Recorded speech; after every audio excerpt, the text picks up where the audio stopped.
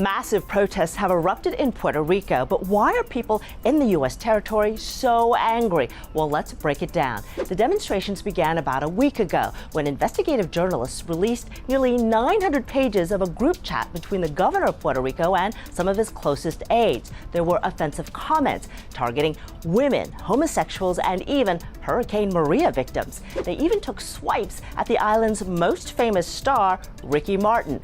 But the messages also revealed a cozy relationship between the governor and some of his former aides who now work for special interests. That has fueled accusations of corruption.